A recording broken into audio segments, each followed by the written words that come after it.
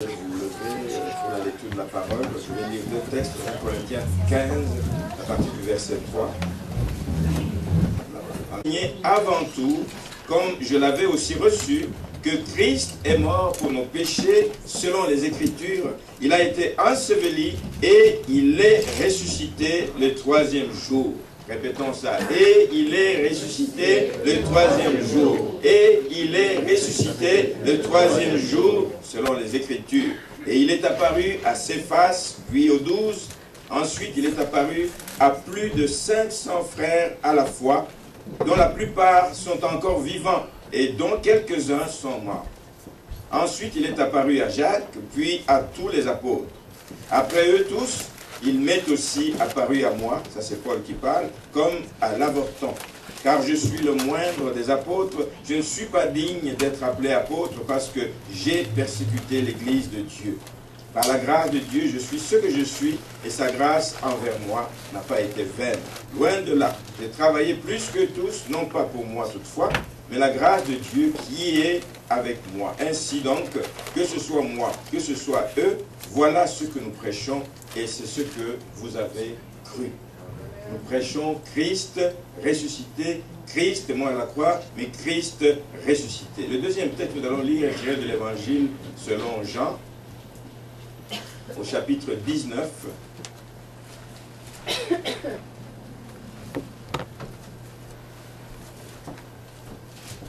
selon Jean, au chapitre 19, à partir du verset 23.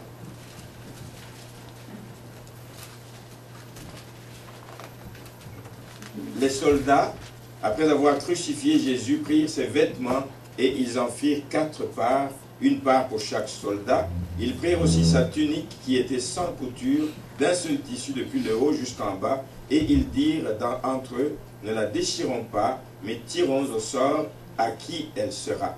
Cela arriva afin que s'accomplisse cette parole de l'Écriture. Ils se sont partagés mes vêtements et ils ont tiré au sort ma tunique. Voilà ce que firent les soldats.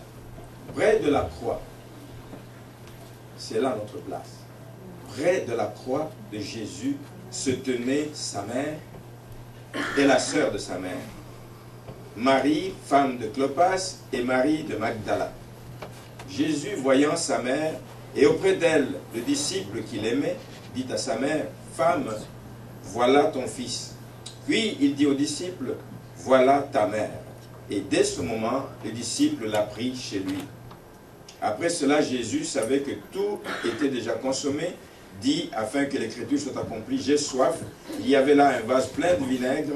Les soldats en remplirent une éponge et, l'ayant fixé à une branche d'hysope, ils l'approchèrent de sa bouche. Quand Jésus eut pris le vinaigre, il dit, « Tout est accompli. » Et baissant la tête, il rendit l'esprit.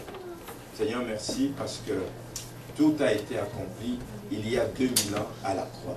Nous ne sommes que des bénéficiaires, Seigneur, de tous les bienfaits, de toutes les grâces que tu nous as acquises il y a 2000 ans à la croix. Et ce matin, nous voulons les saisir.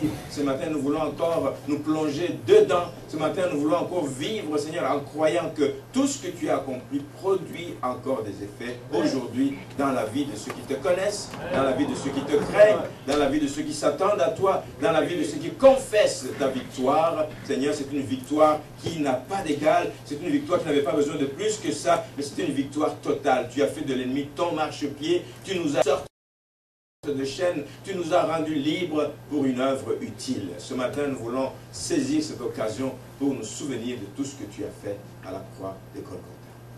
Merci Seigneur. Amen. Bonne fête de Pâques, joyeuse Pâques à tous. Pas besoin ce matin de vous dire que nous sommes tous réunis ici pour célébrer la résurrection de Jésus-Christ. C'est un culte comme les cultes de dimanche, mais particulièrement aujourd'hui, nous célébrons la résurrection de Jésus-Christ.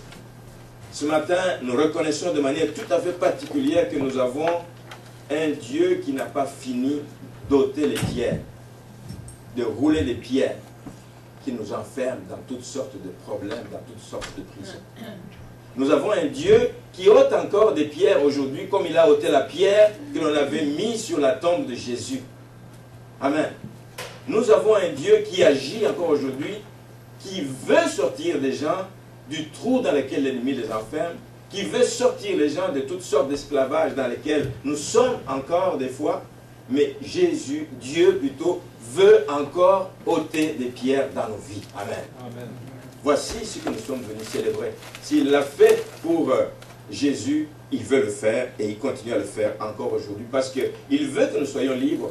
Pas juste libres pour déambuler dans les rues, mais libres pour le servir, libres pour l'honorer, libres pour être sa joie et son bonheur, libres pour aller vers ceux qui ne le connaissent pas encore.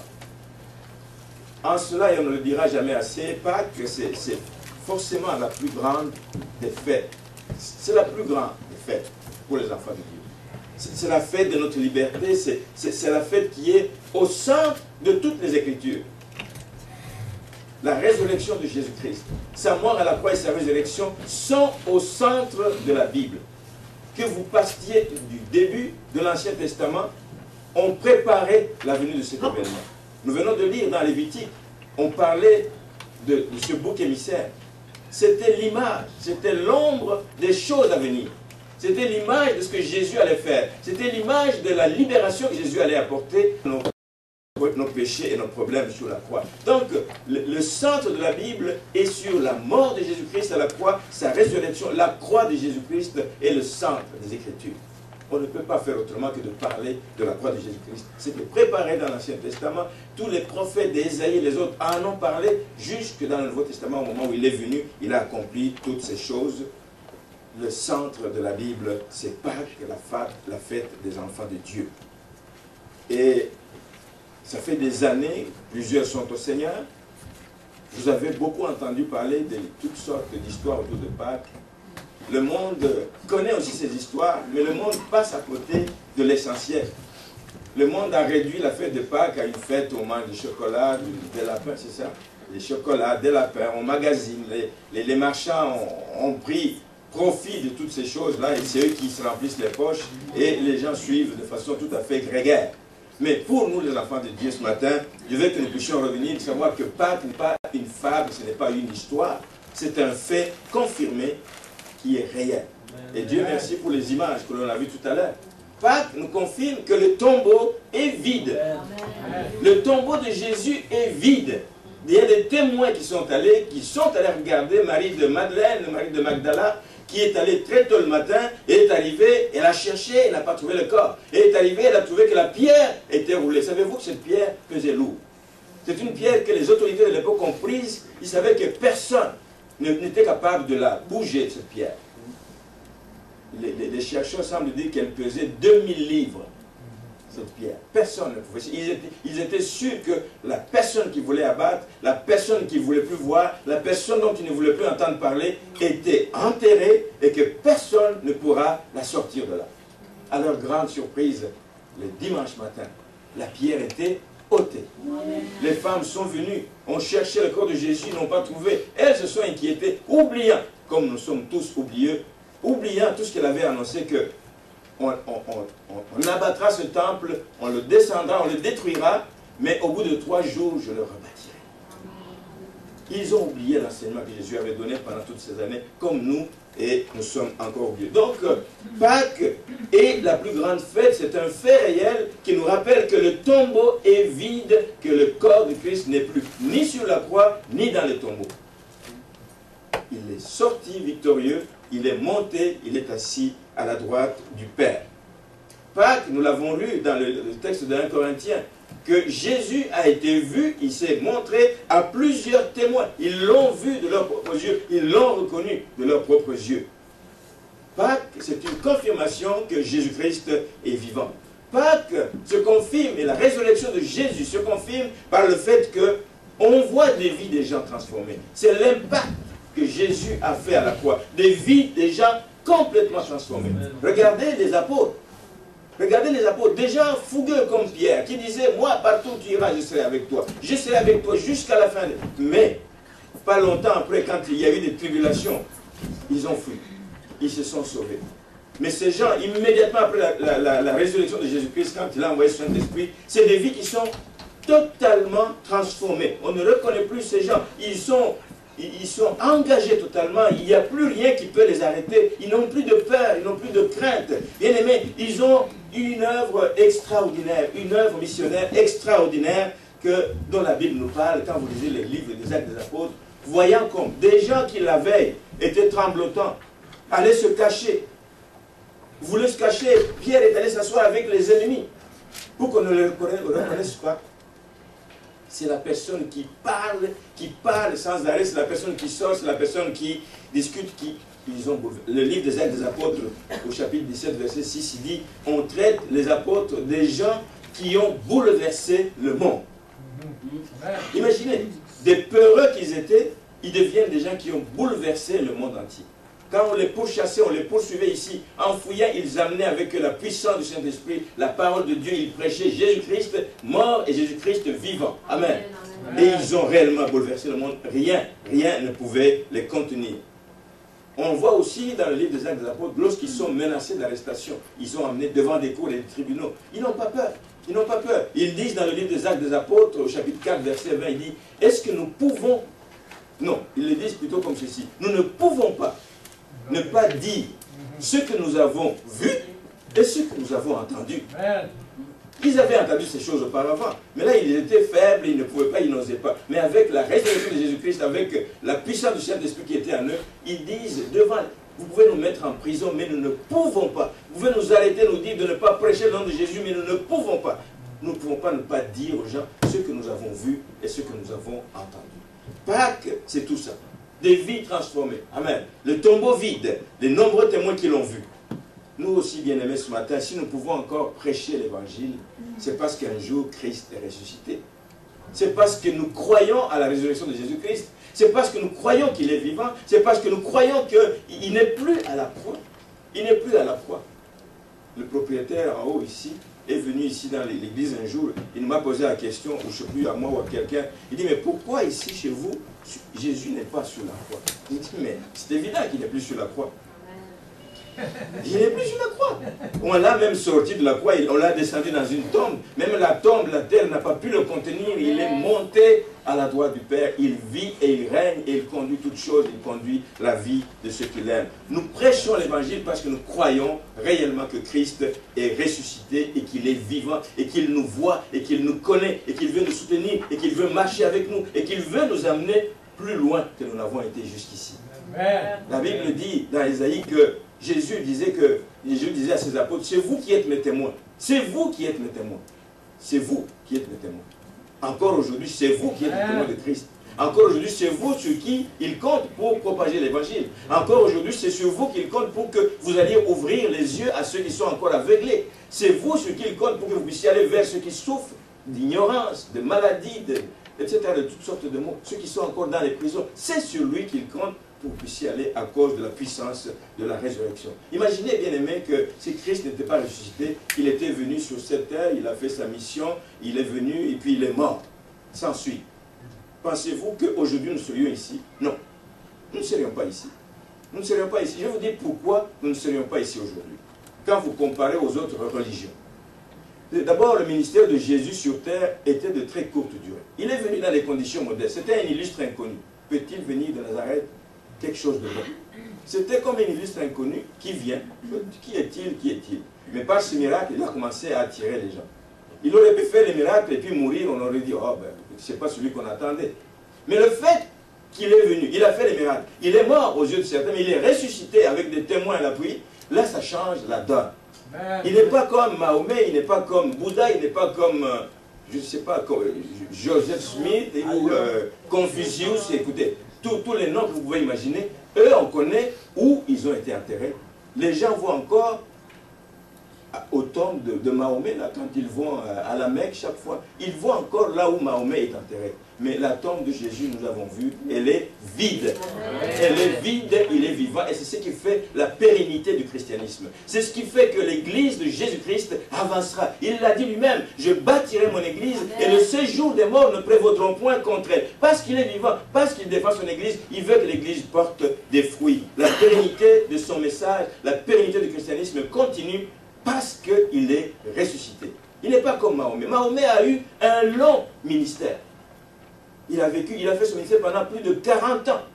Il avait des choses qui appuyaient son ministère. Le Coran qu'il avait, c'était des enseignements qu'il a laissés. Il a travaillé longtemps.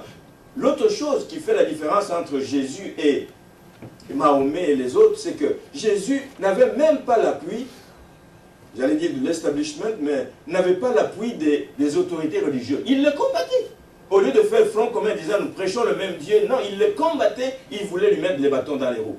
Mais les autres, Mahomet, etc., ils bénéficiaient non seulement peut-être des autorités politiques, de la faveur de Jésus n'avait ni la faveur des religieux de l'époque, les pharisiens ne voulaient pas de lui, il n'avait ni la faveur des autorités, on ne voulait pas de lui parce qu'on craignait qu'il vienne renverser l'Empire romain. Ouais. Il n'avait donc tout a fait que le ministère a commencé difficilement, avec les yeux humains.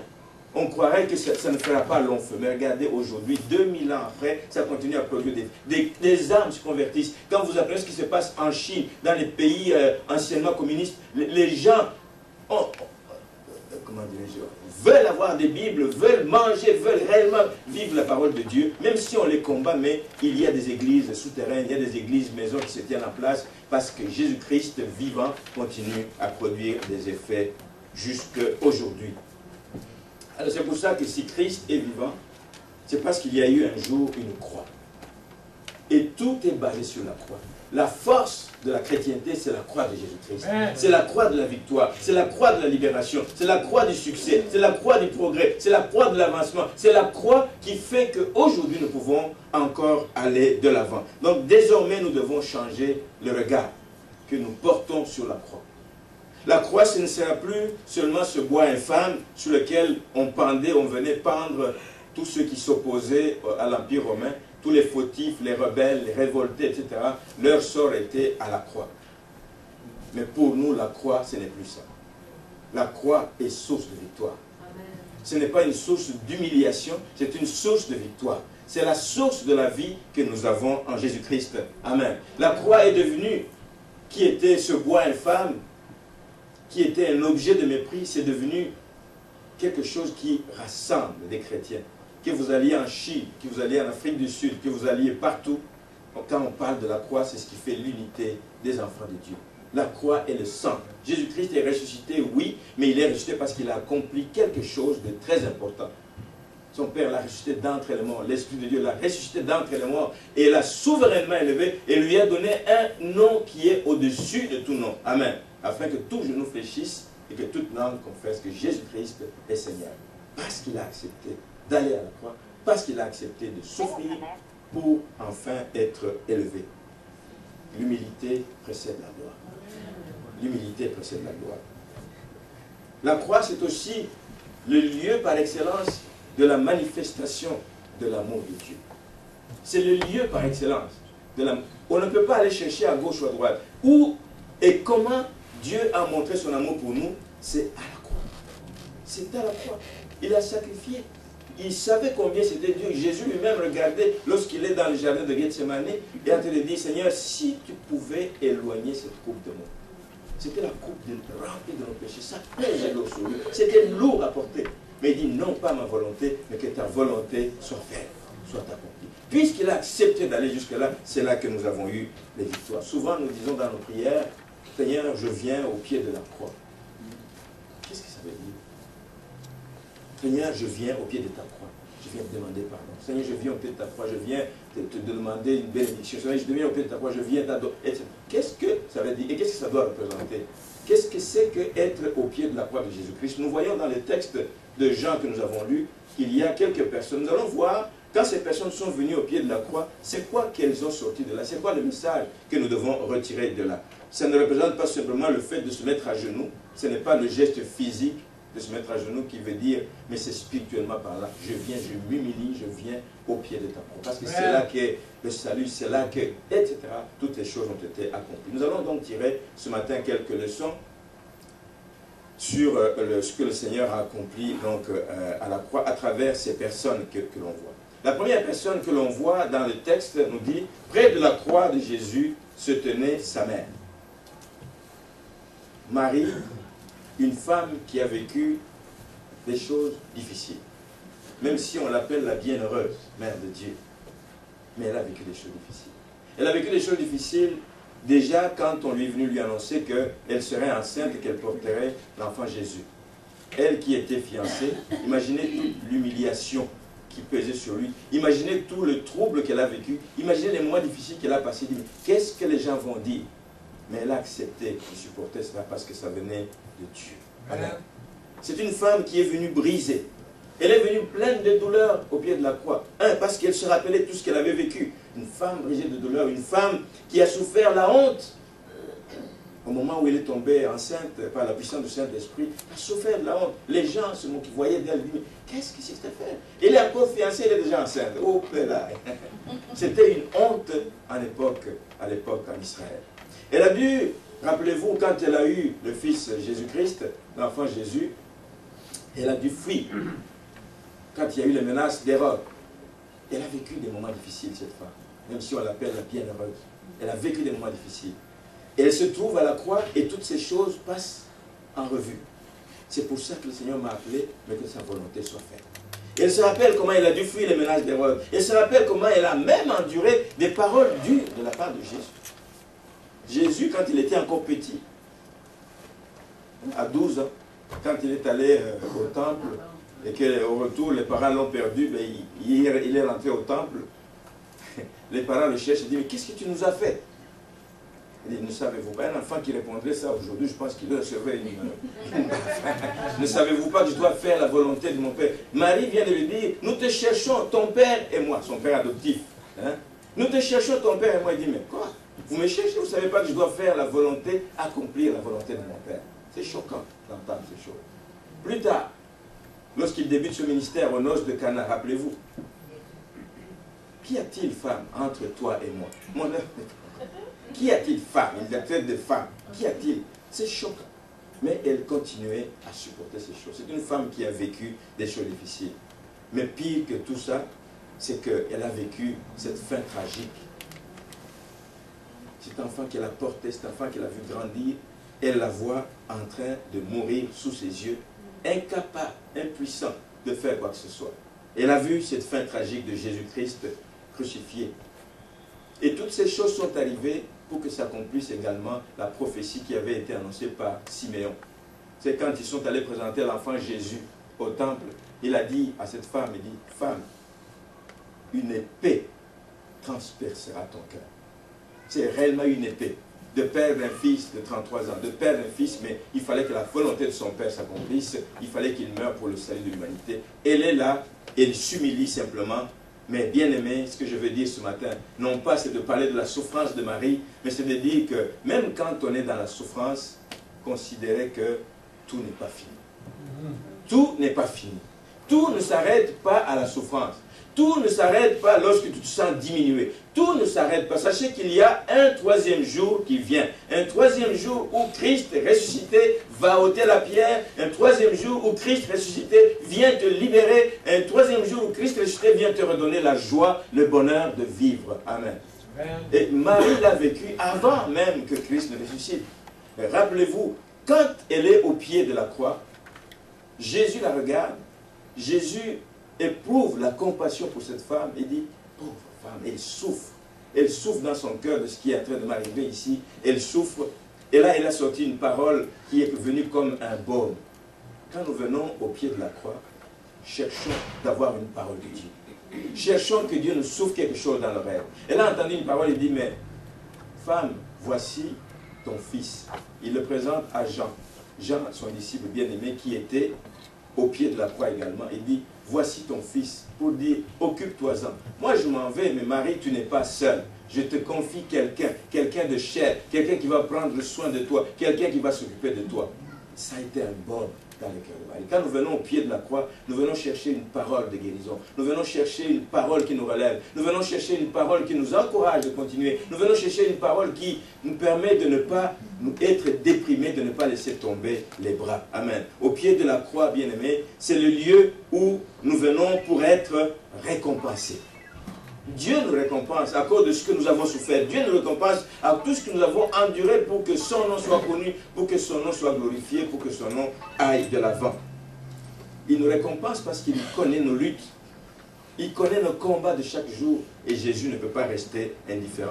Simplement, quand nous nous présentons au pied de la croix de Jésus, le Seigneur aura toujours une parole d'encouragement comme celle qu'il a eue pour Marie, sa mère. Il n'y avait pas que Marie, sa mère. La Bible dit qu'il y avait aussi la sœur de sa mère. La sœur de Marie était là. Et dans d'autres versions de l'Évangile, la sœur de Marie, c'est Salomé. C'est cette femme qui est la mère de Jacques et Jean. La sœur de Marie, mère de Jacques et de Jean, qui sont les fils de Zébédée. Et on voit que cette femme vient là-bas, alors que quelques jours avant, je voudrais qu'on lise ça dans Matthieu, Matthieu chapitre 20, verset 20, on va mieux comprendre. Matthieu 20.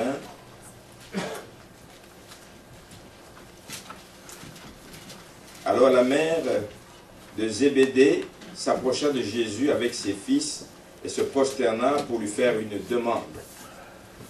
Il lui dit, « Que veux-tu? Ordonne, lui dit-elle, que mes deux fils que voici soient assis dans ton royaume, l'un à ta droite et l'autre à ta gauche. » Jésus répondit, « Vous ne savez ce que vous demandez. Pouvez-vous boire la coupe que je dois boire? » Nous le pouvons, dirent-ils, mais ils disent des choses qu'ils ne comprennent pas. La coupe de la souffrance que Jésus allait boire, ils ne comprennent pas. Bien que dans la réalité, on sait qu'ils ont bu de cette coupe, parce qu'ils ont été tués vraiment comme des martyrs, ces deux personnes. Et la mère, quand elle demandait ça au Seigneur, était animée d'un sentiment maternel, mais qui n'est pas toujours bon. Qui n'est pas toujours bon. C'était comme un sentiment d'orgueil, c'est comme un sentiment où il veut que ses enfants puissent être élevés. C'est Dieu qui élève. C'est Dieu qui élève, sans compromettre le message de Jésus-Christ et les réclamer les places de choix pour ses deux fils.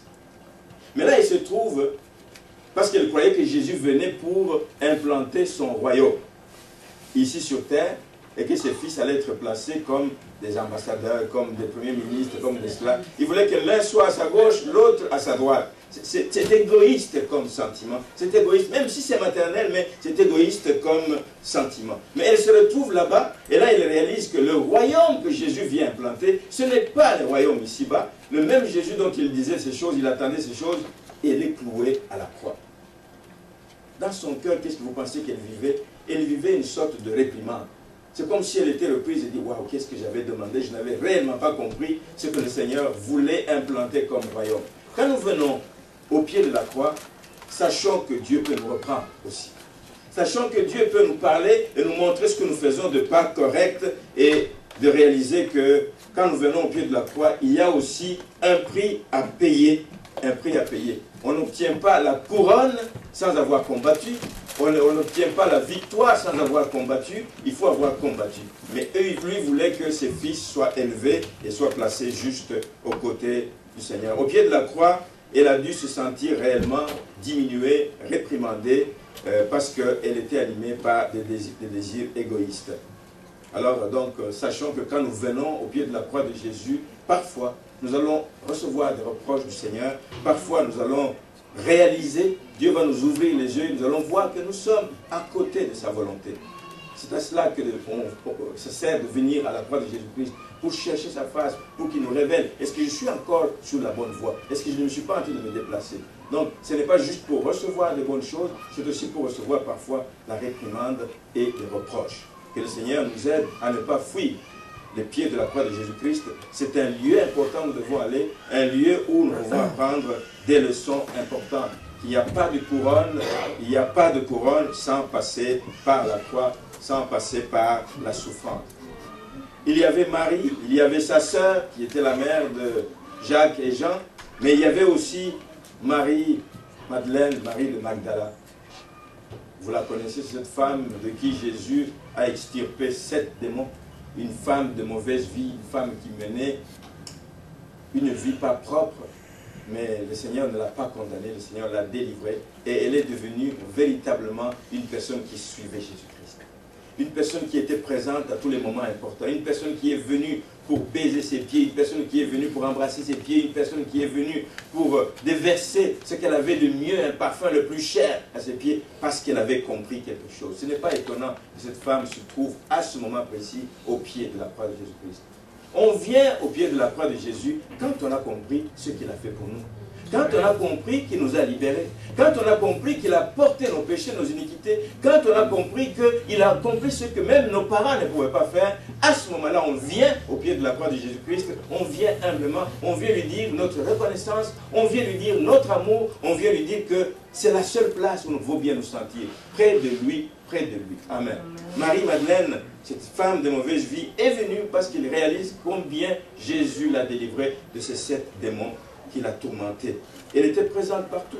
On la voit, elle est présente à la croix. On la voit, elle est présente lorsqu'on est en train de mettre Jésus dans le tombeau. Elle veut que son corps, elle soit sûre où on a déposé son corps. C'est elle qu'on voit encore en premier lieu, le dimanche matin, pour aller au sépulcre parce qu'elle voulait faire les soins funéraires, et embaumer le corps, etc. de Jésus-Christ. Elle se retrouve là-bas, la première, parce qu'elle a réalisé que Jésus avait accompli les choses importantes. Bien-aimés, quand nous venons au pied de la croix, venons pour apprendre, venez pour apprendre, venez que savoir ce que le Seigneur est venu réellement faire ici-bas. Elle a compris que Jésus, quand il est venu ici-bas, il n'est pas venu pour juger les gens.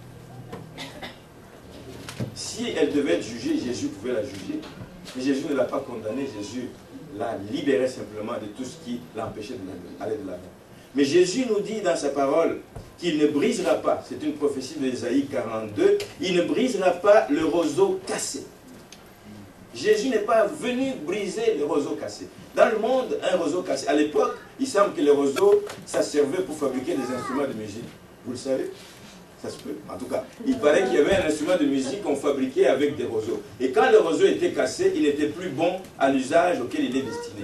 Alors c'est une image pour montrer que le roseau cassé, le roseau froissé, le roseau brisé n'est plus bon à rien. Le monde le jette parce qu'il ne peut plus servir.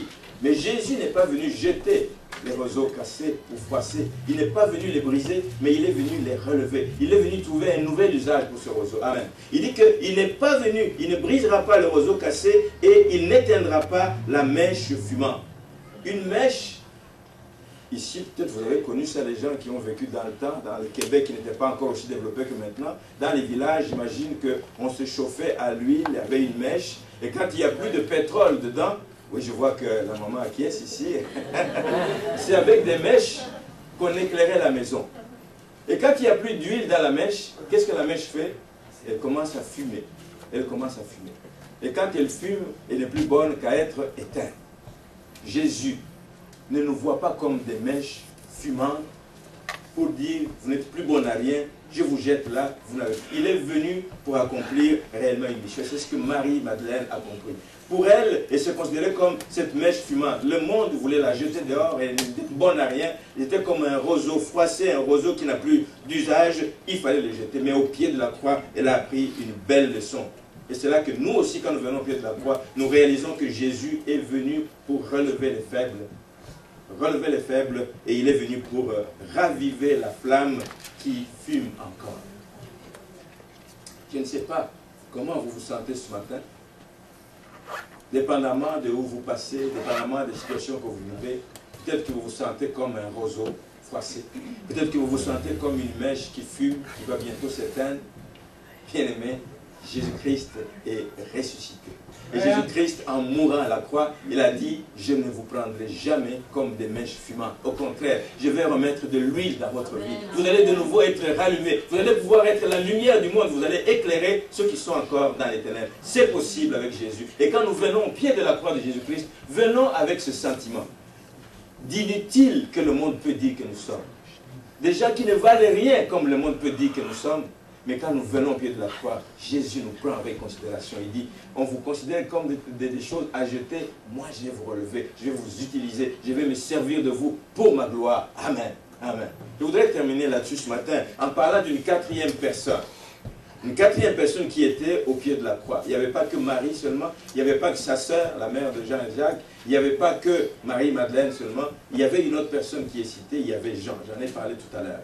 Jean, l'apôtre bien-aimé, Jean, les disciples bien-aimés de Jésus-Christ, Jean était là. Mais Jean était avec Jésus aussi quand Jésus était dans le jardin de Gethsemane. Vous le savez. Il a pris 2 disciples avec lui. Il est allé dans le jardin. Il s'est retiré avec ceux en qui il avait le plus confiance, qui pouvaient prier, le supporter dans ce moment difficile.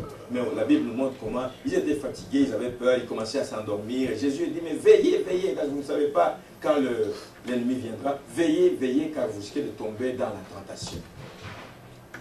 Mais quand le camp adverse, quand on venait de livrer Jésus, quand les soldats sont venus le prendre, vous pensez que Jean est resté là? Vous pensez que Pierre est resté là? Ils ont fui, ils se sont sauvés. On connaît Pierre qui est allé s'asseoir autour du feu avec, et il le reniait, qui ne connaissait pas Jésus-Christ. Jean a fui, la Bible ne nous dit pas où il était. Lui aussi il a fui parce qu'ils avaient peur. Il dit, mais écoute, ils sont vraiment venus pour l'achever avec tous des armes et tout et tout. Pierre a voulu résister en coupant l'oreille d'une personne, mais il a réalisé que Jésus ne voulait pas de ça, il a remis l'oreille, mais il s'est sauvé pour sa vie. Il s'est sauvé, il est allé se cacher. Les disciples ont fui Jésus. Les disciples, dans ce moment difficile, les disciples ont fui Jésus. Bien aimé, ça peut nous arriver de nous éloigner des voies du Seigneur. Ça peut nous arriver de renier le Seigneur. Ça peut nous arriver de faire des choses qui ne lui plaisent pas. Mais ce qui est important, c'est de ne pas demeurer dans le péché, dans l'éloignement. Ce qui est important, c'est de se ressaisir et de revenir. Et Jean est revenu à la croix. Jean a pris courage, il dit, mais ça y est, il est cloué à la croix, il faut que je sois là. Hein? Les bons amis, on les reconnaît dans le moment de malheur. Jésus a retrouvé Jean à ses pieds. Il l'a vu. Il l'a vu et il a reconnu, il dit, mais ça, c'est un homme. Ça, c'est quelqu'un qui tient sa parole. Il reconnaît qu'il est tombé. Il reconnaît qu'il a eu une faiblesse, mais il est revenu. Vous tombez, revenez. Relevez-vous. Vous tombez, relevez-vous. Le Seigneur ne va pas dire, ça fait la 3e, la 4e. Tombez, relevez. Tombez, relevez. Il veut que vous releviez. Amen. Il veut que vous reveniez à lui. Jean est revenu au pied de la croix de Jésus-Christ. Et vous pensez que ce que le Seigneur a fait, c'est ce que j'ai dit tout à l'heure. Il a dit, Jean, je sais que j'ai confiance en toi. Voici ma mère, je te demande de t'en occuper. Occupe-toi-en. Et depuis ce jour-là, il l'a prise à sa charge. Ce que je vois, la leçon que je vois là-dedans, quand le Seigneur confie Marie à Jean, il le responsabilise. Il le responsabilise. Il lui confie de nouvelles tâches. Chaque fois que tu viendras toi aussi au pied de la croix de Jésus-Christ, sache une chose, sache que Jésus te verra, il verra ton cœur qui soupire après lui, il verra que tu veux encore aller plus loin, que tu es peut-être démuni, que tu as peut-être des faiblesses, que tu as peut-être eu des manquements dans ta vie, mais il te prendra par la main et il va vouloir te confier de nouvelles responsabilités. Au pied de la croix, c'est le lieu où Dieu veut nous responsabiliser. Dieu veut nous confier de nouvelles charges. Il cherche des ouvriers, il cherche des personnes qu'il va envoyer, il cherche, les gens se meurent partout, mais il cherche des personnes qui veulent se lever. Allez au pied de la croix de Jésus-Christ, là il va vous confier de nouvelles responsabilités. Occupe-toi de ma mère, c'est une responsabilité nouvelle que je te donne. Nous aussi ce matin le Seigneur nous dit, occupez-vous de mes brebis, occupez-vous de mes brebis égarées, occupez-vous de toutes ces âmes qui se meurent, occupez-vous de toutes ces personnes qui ont besoin de voir la lumière, occupez-vous, brillez, soyez la lumière du monde, soyez le sel de la terre, donnez le goût aux gens. C'est la mission que le Seigneur nous donne quand nous venons au pied de la croix. Amen. Donc, en terminant, nous venons au pied de la croix, donc c'est là que nous réalisons combien on s'est éloigné de Dieu. Jean a réalisé, qu'est-ce que j'ai fait? Mais ce qui est bon avec le Seigneur, c'est qu'il ne regarde pas, il ne nous juge pas sur ce que nous avons fait dans le passé, il regarde le présent, il dit, mais en ce moment tu es là, tu es à la place, tu devrais, que le Seigneur te bénisse. Et je te confie de nouvelles charges et de nouvelles responsabilités. Et le Seigneur veut nous confier aussi ce matin que c'est nous qui sommes les continuateurs de son œuvre. C'est nous qui sommes les continuateurs. Il ne compte pas sur les anges, il ne compte pas sur les extraterrestres, il compte sur nous pour l'avancement du royaume. Que fais-tu de l'appel que Jésus te fait ce matin? Que fais-tu de l'appel qui est sur ta vie? Il nous attend comme des témoins, mais des témoins efficaces. Il veut que nous puissions nous occuper de ces brebis. Et ce matin, quand nous venons au pied de sa croix, nous voulons accepter les responsabilités que le Seigneur nous donne. Je termine là-dessus ce matin en disant que la résurrection de Jésus trouve son sens. Trouve son sens dans ce qui a été fait à la croix. s'il n'y avait pas la croix, la résurrection n'aurait pas de sens. Non. La résurrection trouve son sens parce que Jésus a accompli quelque chose à la croix. Cette résurrection nous donne de l'espoir, bien aimé. Nous donne de l'espoir que, même si nous vivons un vendredi, je voudrais que vous mettiez un seul instant dans la peau des apôtres, le vendredi.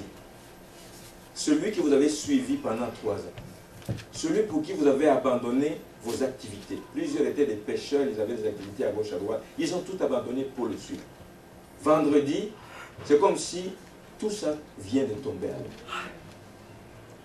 Mettez-vous dans leur peau et imaginez ce qu'ils vivaient vendredi. C'était noir. C'était un vendredi noir. C'était un vendredi triste. C'était un vendredi où ils se sentaient comme abandonnés, trahis. Mais ce qu'ils oubliaient, c'est qu'il y a vendredi, certes, il y a samedi, mais il y a dimanche. Mais que dimanche, c'est le 3e jour, comme Jésus l'avait annoncé, que le 3e jour, les choses vont changer. Vous aussi, vous vivez peut-être un vendredi aujourd'hui, mais le 3e jour, Jésus va changer les choses. Dans ta vie, amen. Mais si tu mets ta foi en lui, il va changer les choses. La résurrection nous rassure. La résurrection de Jésus nous rassure que tout n'est pas fini. La résurrection de Jésus nous rassure que même si le monde nous considère, comme je disais, comme un roseau froissé, bon à être jeté, même si le monde nous considère comme une mèche fumante qui ne peut plus éclairer, Jésus-Christ peut encore nous restaurer. Jésus-Christ veut encore nous restaurer, veut encore nous rendre utiles pour sa gloire. Il peut encore nous remplir de son huile et nous faire briller pour que le monde sache qui nous servons, pour que le monde sache quel Dieu nous servons. Ce matin, je voudrais juste nous demander que nous puissions nous ressaisir. C'est le message de ce matin et c'est le message final. Ressaisissons-nous. Tu es passé par un vendredi noir. Tu as vécu un samedi difficile. Tu as vécu des moments difficiles. Vendredi noir, samedi difficile. Mais dimanche matin, la lumière revient. Amen. Jésus-Christ est ressorti resplendissant. Alléluia. Il est assis à la droite du Père et il nous veut, il nous aime, il veut que nous puissions aller de l'avant et porter des fruits. Le vendredi, il n'y en aura pas qu'un. Il y aura d'autres vendredis noirs. Il y aura d'autres vendredis noirs qui arriveront dans nos vies. Mais il y aura un samedi. Nous serons dans un silence sans savoir ce qui se passe. Dans une attente sans savoir ce qui va nous arriver.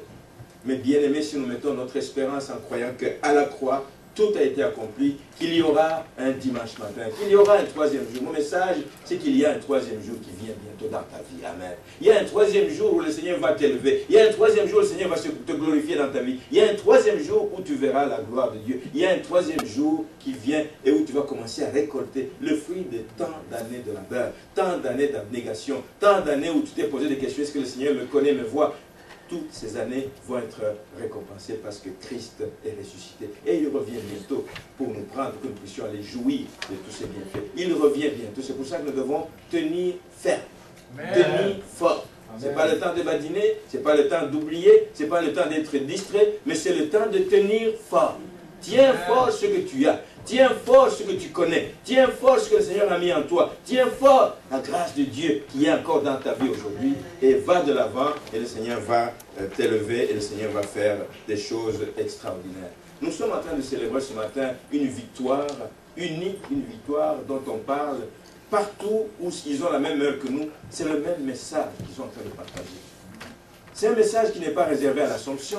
Ce n'est pas un message qui est réservé à une catégorie d'église. C'est un message qui est réservé à tous les élus de Jésus-Christ. Tous ceux qui ont accepté Jésus comme Seigneur et Sauveur. Ce message s'applique à vous. Et Dieu vous fait grâce aujourd'hui d'être parmi ceux-là, ceux qu'il a mis à part. Et croyez que la résurrection du Seigneur est une puissance. Est une puissance qui nous permet de fixer le regard en avant. Pas marcher en baissant la tête, mais regarder en avant. Regardez en avant, car nous attendons la venue de l'époux. Nous attendons la venue du Seigneur. Il viendra nous prendre pour que nous puissions vivre avec lui pour sa gloire. C'est pour ça qu'il est mort à la croix. Pour qu'un jour nous puissions nous retrouver avec lui dans l'éternité, en train de chanter ses merveilles. Amen. Je voudrais qu'on incline nos têtes dans la prière ce matin. Bien-aimés, nous avons tous fêté de nombreuses fêtes de Pâques. Il y a eu des dimanches de toutes sortes que nous avons vécu. Mais je voudrais que ce matin, en particulier, que nous puissions aller au pied de la croix. Aller au pied de la croix de Jésus-Christ. allez reconnaître que c'est là qu'il nous a libérés. C'est là qu'il a voulu nous faire du bien. C'est là qu'il a voulu nous affranchir. C'est là qu'il a voulu porter toutes nos faiblesses. Et que nous puissions dire, Seigneur, merci de venir à mon secours ce matin. Merci de me relever. Merci de me faire du bien. Merci de m'accorder une parole, Seigneur. Une parole qui viendra comme un baume dans mon cœur. Une parole d'encouragement. Une parole qui va davantage me responsabiliser, Seigneur. Une parole qui va me faire du bien et qui va me permettre d'avancer. Merci, Seigneur. Nous venons humblement devant toi, sans prétention aucune. Tu connais nos cœurs. Tu connais nos cœurs. Alors, Seigneur, nous te prions de nous accorder ta faveur. Réellement ta faveur. Ça prend ta faveur pour que, Seigneur, nous sortions d'ici et que nous puissions repartir de nouveau pris. Ça prend ta faveur pour que nous partions d'ici ce matin et que nous puissions partir légers, Seigneur. Ça prend ta faveur ce matin que nous puissions partir d'ici avec la joie. Ça prend ta faveur ce matin pour que nous puissions partir d'ici avec une décision. Ça prend ta faveur ce matin pour que nous puissions partir d'ici avec un engagement de continuer à te servir en attendant ton retour. Qu'il pleuve, qu'il neige, Seigneur. Qu'il fasse mauvais temps, Seigneur. Qu'il y ait des tempêtes, qu'il y ait des vents contraires, mais nous voulons continuer à te servir, Seigneur. C'est à cela que tu nous as appelés, c'est pour cela que tu as versé ton sang, et nous voulons demeurer de ceux qui ne se retirent pas, Seigneur. Alléluia. Nous voulons demeurer dans ta présence. Guide-nous, conduis-nous, Seigneur, tous les jours de notre vie. Au nom de Jésus. Au nom de Jésus.